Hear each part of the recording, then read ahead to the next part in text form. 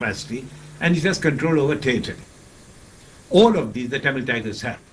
Therefore, the Tamil Tigers are an armed group. They are a military operation. They wear separate uniforms, identifiable uniform. They have an organized command and organizational capacity, and it has control.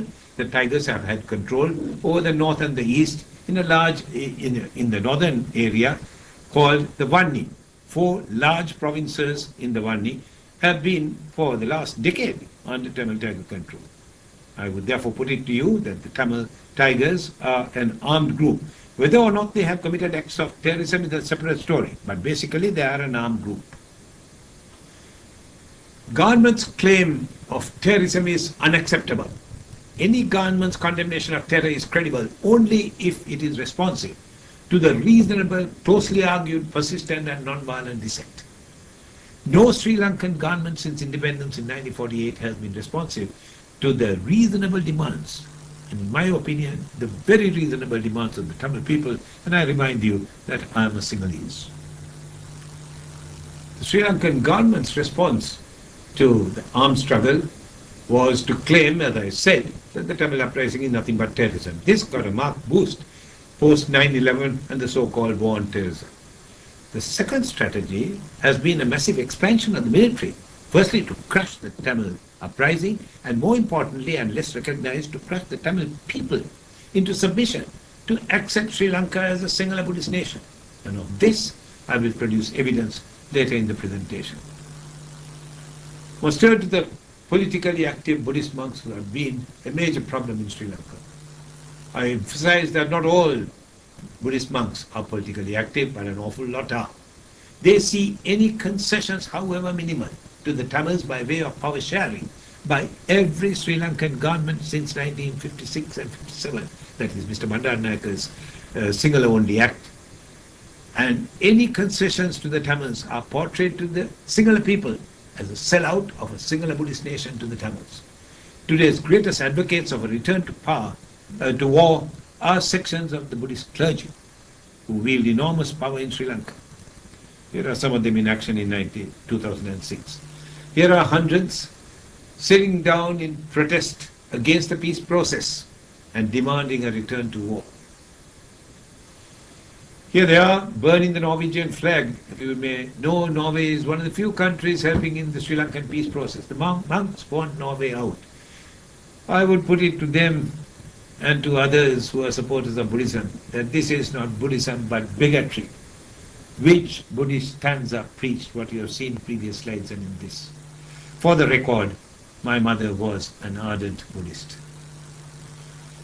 Here they are, Buddhist monks protesting and breaking up a peace rally of Sinhala peace activists in 26th of August 2006. Many Sinhalese peace activists, many of them Buddhists, organized a rally saying that a return to war was not an option. This was not acceptable to the Buddhist monks who invaded the rally and broke it up. Here you can see them, robes all over the place, trying to break up the rally. Here they are, some 50 monks in February 2007, sit-down protest demanding that the 5-year ceasefire agreement be torn up and a return to war. What is the cost? The cost has been enormous. Tamil civilian lives and property in the north and the east have been extensively damaged.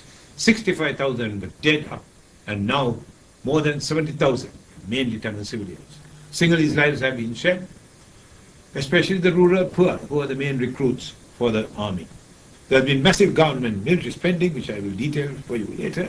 There has been a soaring cost of living and grinding poverty across the country, an increasing foreign debt, and an economic bankruptcy, and the possibility of a failed state, certainly a failing state. It would have been a failed state had it not been propped up by the World Bank, International Monetary Fund, and several foreign countries.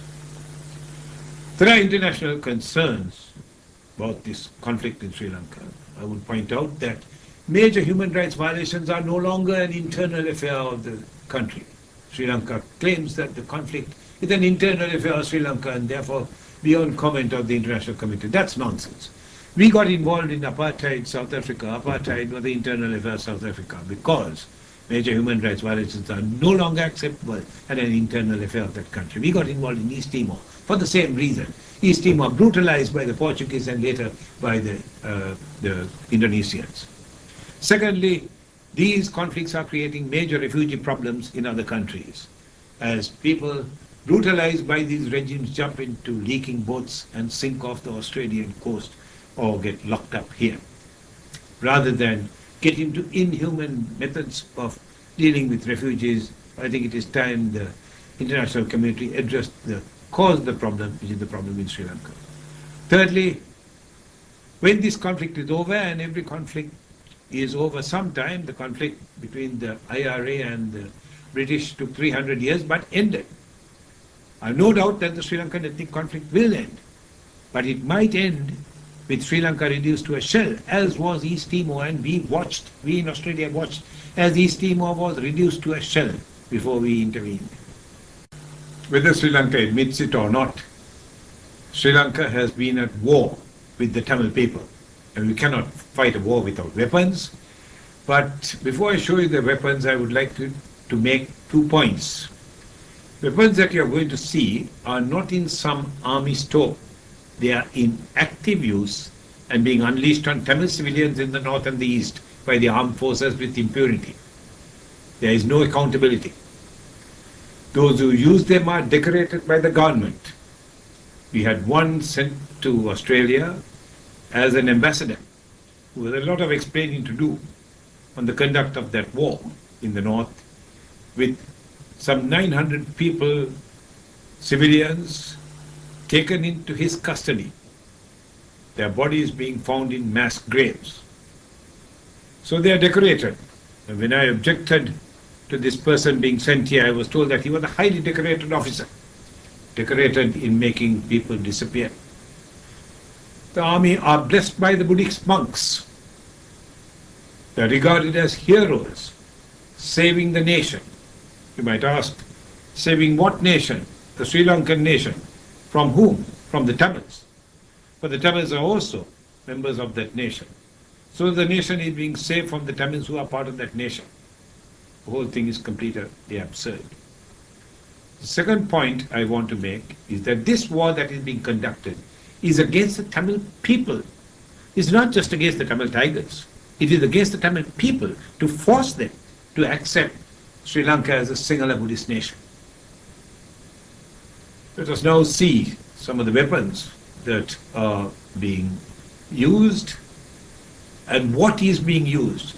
Here are the weapons that are being unleashed.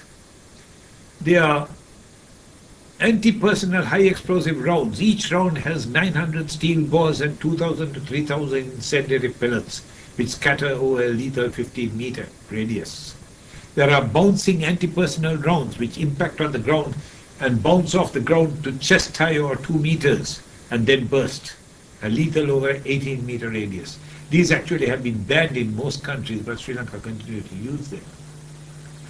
Here are battle tanks, just one of many, some even larger than this. This is being unleashed on civilians, mind you. Here are multi-barrel rocket launchers firing some 35 rockets a minute, some even more. Here they are. The recipients may be Tamil militants or Tamil civilians. It is all fair game as long as it is Tamil. Here they are in action. Where do these shells land? You will see where they land in a minute. Here are the warships which Tamil and Muslim fishermen have to cope with on a daily basis. Fast attack gunboats. Sri Lanka is a country without external enemies, but not necessary to have ships of this size to fight its own people, the Tamils. Here are the offshore patrol vessels which shoot first and question later, the massive landing craft. Here are the potential victims and the actual victims. Tamil and Muslim fishermen, this fishing net. The actual victims, a man with his legs blown off, his distraught wife wonders how they're going to manage. Here are the lethal jets and bombers. This is the terrible K-4 jet, which has bombed orphanages, refugee camps and much more. You see all this. This is the K-4 jet, made in Israel, jet engines made in the US, General Electric, target, Sri Lankan Tamil civilian population. Here they are lining up to go on a killing spree. violent or